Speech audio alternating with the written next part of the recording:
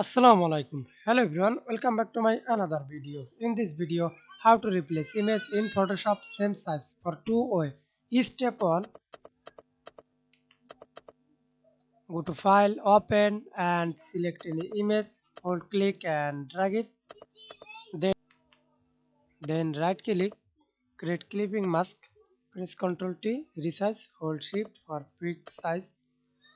Add stroke, click this, effects,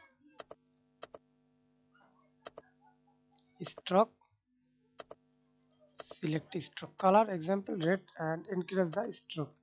And step 2 delete this,